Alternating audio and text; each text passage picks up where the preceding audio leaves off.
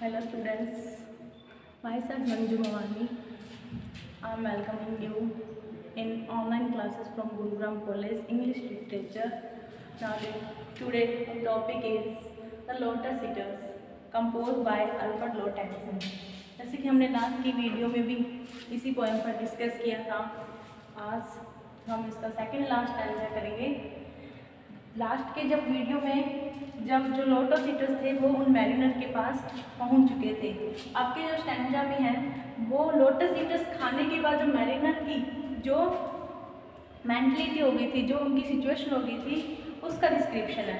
Now let's start. Branch they bore of that enchanted stem, laden with flower and fruit, whereof they gave so to eat, but whoso did receive of them, and taste to him the gushing of the wave. Far, far away it seemed to moan and rave on alien shores, and if his fellows spake, his voice was thin as voices from the grave, and deep asleep he seemed yet all awake, and music in her ears as greeting her make।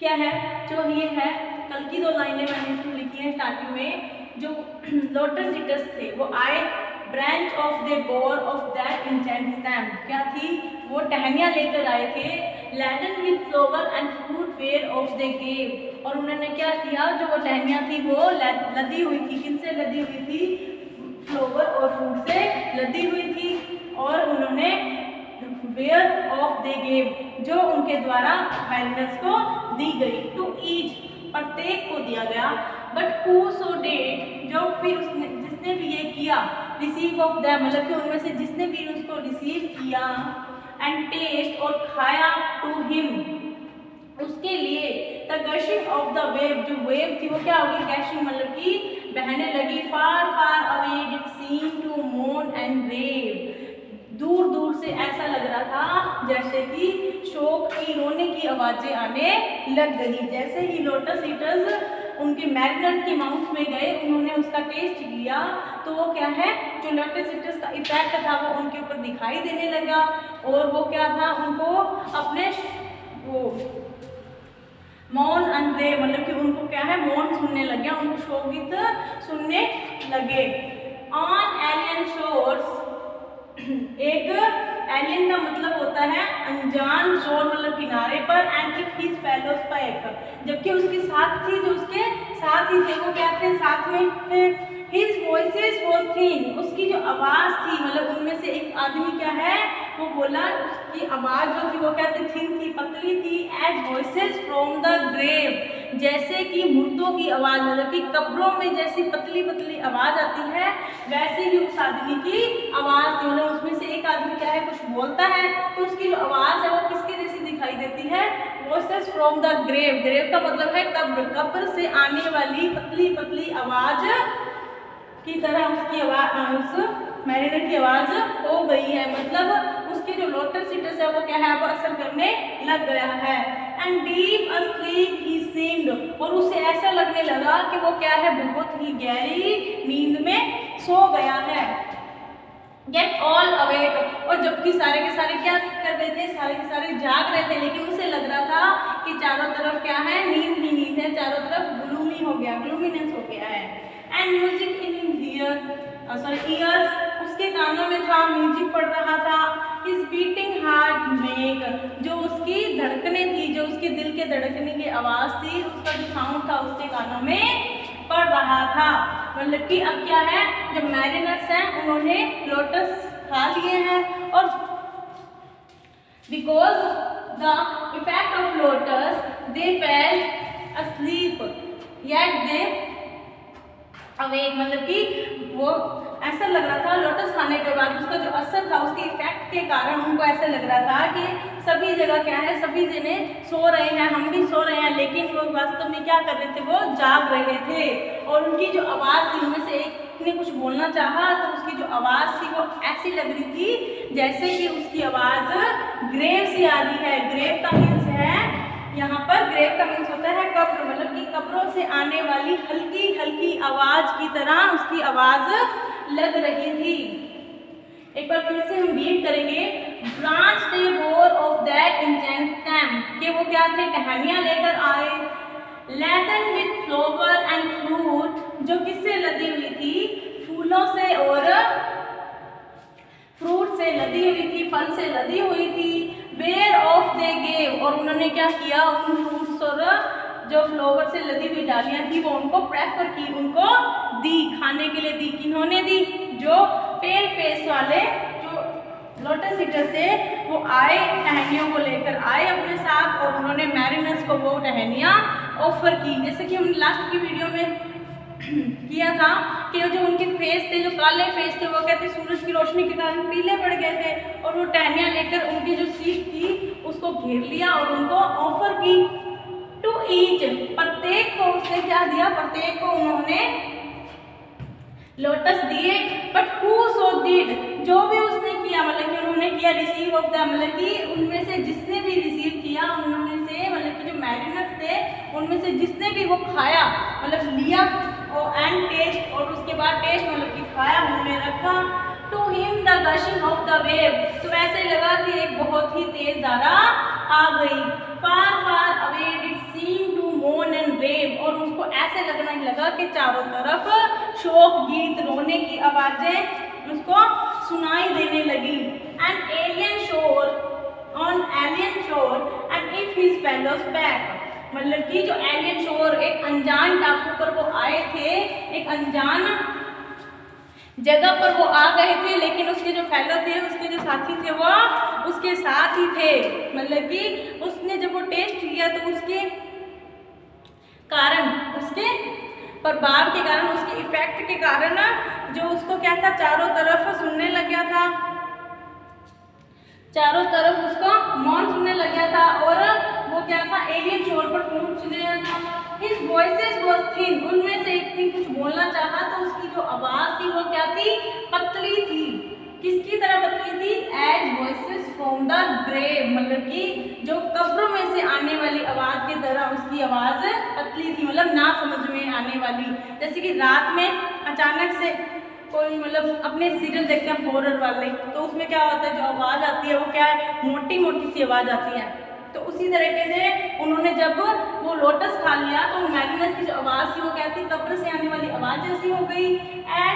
And deep asleep he seemed, और उसे ऐसे लगने लगा कि क्या है, वो ये गहरी नींद में सो गया है। येट ऑल अवेक, जबकि वो क्या था, पूरी तरीके से जाग रहा था। And music in his year, और उसके कानों में जो म्यूजिक पड़ रहा था, हैज बीटिंग हार्ट में, जो उसकी बीटिंग थी, मतलब कि जो उसके हार्ट में थी, उसकी धड़कन की आवाज थी, वो उसके कानों में संगीत की तरह गूंज रही थी। अब हम क्या है, इसका नेक्स्ट स्टैंजा देखेंगे। आगे की जो लाइन है उसमें जो लोटस है वो पूरी तरह से इफेक्ट कर देते हैं मैरिनर्स को। तो देखते हैं next line. They sat them down upon the yellow sand between the sun and moon upon the shore, and sweet it was to dream of fatherland, of child and wife and slave, but evermore. Most weary seemed the sea, weary the oar, weary the wandering, filled of barren foam. Then someone said, we will return no more. We will return no more. And all at they sang, our Iceland home is far beyond the wave. We will never long roam. मतलब कि अब क्या है, वो क्या करेंगे? They sat them down upon the yellow sand. जो दे मतलब कि उन लोगों ने क्या किया, उनको खिला दिया लोटस, उसके बाद क्या किया, उनको पीली रेत पर बैठा दिया, उनको रेत पर बैठा दिया। किन्होंने, लोटस ईटर ने उनको दिया, वो क्या हो गए, नशे में हो गए। उसके बाद उनको येलो सैंड पर बिठा दिया। Between the sun and moon, अब क्या है, एक तरफ तो सन है और दूसरी तरफ मून, मतलब दोपहर का टाइम था। अपॉन द शोर, मतलब कि तट के ऊपर क्या था, सन और मून थे। And sweet it was to dream of fatherland. अब क्या है, वो नशे में धुत होकर नीचे गिर पड़े हैं और सपने ले रहे हैं किसकी, अपने फादरलैंड मतलब अपने जहाँ पर उनका जन्म हुआ था वहाँ के सपने ले रहे हैं जो बहुत ही सुहावने हैं। And sweet it was to dream of fatherland मतलब अपने जो अपने जन्म स्थान था, अपना जो पितृ भूमि थी उसके सपने लेना बहुत ही ज्यादा सुहावना था। किनके सपने ले रहे थे वो फादरलैंड में, of child and wife and slave but ever more, मतलब कि वह अपने बच्चों के, अपनी वाइफ के और अपनी स्लेव मतलब अपने नौकरों के सपने ले रहे थे। बट एवर मोर, और भी बहुत से सपने ले रहे थे, लेकिन most weary seemed the sea weary the oar, वो सपने तो ले रहे थे, बहुत ही सुहावने थे, लेकिन अब वो क्या है, उनको धीरे धीरे वो भूल रहे थे। अब क्या था, जो वेरी सीन मतलब उनको बहुत ज्यादा वेरी लग रहा था, बहुत ही ज्यादा थकावट महसूस हो रही थी। The sea weary the oar, जो सी था मतलब कि जो समुद्र था, उनकी जो धाराएं थी, जो बहती हुई धाराएं थी, वो क्या थी, उन्हें बहुत ही ज्यादा थका रही थी। मतलब कि वो अपना सोच कर कि हमें इतना दूर जाना पड़ा, अपनी जर्नी को सोच कर ही बहुत ज्यादा क्या रहे थे, थकान महसूस कर रहे थे। Weary the wandering field of barren foam, और उनके जो फील्ड थे मतलब दूर दूर जो तो फील्ड फैले हुए थे, उन्होंने बैरन फॉर्म मतलब कि एक बंजर फॉर्म पहन रखी थी। मतलब कि क्या थी, चारों तरफ भूमि थी वो क्या थी, बंजर हो गई होगी। देन समवन सेड, तब उनमें से एक बोला, वी विल रिटर्न नो मोर, कि हम अब कभी भी वापस नहीं जाएंगे। उनमें से उन मैरिनर्स में से एक मैरिनर क्या बोलता है, वी विल रिटर्न नो मोर, क्योंकि वो क्या है, समुद्र को देखकर, समुद्र की जो वेव्स थी उनको देखकर वो थकावट महसूस करते हैं। और क्या कहता है, उनमें से एक कहता है कि हम कभी वापस नहीं जाएंगे। एंड ऑल एट दे सैंग, और उनमें वह सब एक ही राग में गाना गाते हैं, सब एक साथ गाते हैं, अवर आइलैंड होम, कि अब ये आइलैंड ही हमारा होम है, अब ये जो टापू है वही हमारा असली घर है। इस फार बियॉन्ड द वेव, और इस वेव के मतलब इस धारा के दूर दूर तक, वी विल नो लॉन्गर रोम, और हम अब रोम में नहीं जाएंगे। मतलब कि अब ये जो आइलैंड है यही हमारा घर है, अब हम यहीं के होकर रह जाएंगे। अब जैसे कि आपने देखा कि इस जो ये थी लाइन्स में क्या बताता है, इफेक्ट बताता है, जो मैरिन के ऊपर पूरी तरीके से लोटस इटस का इफेक्ट हुआ था कि वो किस तरीके से नीचे बैठ जाते हैं और चारों तरफ ही उन्हें आलस और थकावट महसूस होने लग जाती है। एक बार फिर से रीड करते हैं इसको। This sat them down upon the yellow sand, और वह क्या मतलब कि वो जो लोटस ईटर्स होते हैं वो उनको मैरिनर्स को नीचे बैठा देते हैं, रेत पर बैठा देते हैं, क्योंकि वो क्या है, उन्होंने लोटस को टेस्ट कर लिया है और लोटस उनके ऊपर अपना प्रभाव दिखाने लग गया है। जैसे कि लोटस मैंने बताया था, यहाँ पे लोटस एक अफीम की तरह एक नशे वाला पौधा है, और उसको खाने के बाद वो क्या है, आलस से भर जाती है, उनको बहुत ही ज़्यादा नींद आने लग जाती है। Between the sun and moon, और नींद आने के कारण वो क्या है, नीचे रेत पर ही बैठ जाते हैं, और वो जो रेत है वो क्या है, शोर पर है, मतलब कि समुद्र के तट के किनारे बैठ गए थे वो। Between the sun and moon upon the shore, मतलब कि चांद और सूरज के बीच में शोर के ऊपर पीली रेत पर वो मैरिनर्स बैठ जाते हैं। And sweet it was to dream fatherland, और यह बहुत ही सुहावना है, क्या सुहावना है, अपने फादरलैंड के सपने लेना, मतलब कि ये सपना। And sweet it was to dream of fatherland, मतलब कि अपने पिता की भूमि मतलब अपनी जन्म स्थान का सपना लेना बहुत ही सुहावना था। मतलब उनको अपने जो अपनी पुरानी धरती थी, अपना जो घर था वो याद आने लग जाता है, और उस घर में वह अपने बच्चों को, अपनी वाइफ को एंड स्लेव अपने नौकरों को बट एवर मोर बहुत ही याद करने लग जाते हैं। मोस्ट वेरी सीन्ड, अब क्या था, उन्हें बहुत ही ज़्यादा वेरी मतलब कि वो थकान से भरे झाड़ वाला बहुत ही भारीपन महसूस होने लग जाता है। द सी वेरी द और जो सी था वो तो और भी ज़्यादा उसको थकावट को, भारीपन को बढ़ा रहा था। Weary the wandering fields of barren foam, जो फील्ड्स थे किससे भरे हुए थे, बैरन फॉर्म से जो फील्ड भरे हुए थे वो भी उनकी वेरीनेस को बढ़ा रहे थे। मतलब कि वो क्या था, समुद्र की लहरें थी, उनको देखकर उनको ऐसा लग रहा था ये तो बहुत ही थकाने वाला जो हमारी मूवीज होगी, ये हमारी जर्नी आगे की जर्नी होगी वो बहुत ही ज़्यादा थकाने वाली होगी।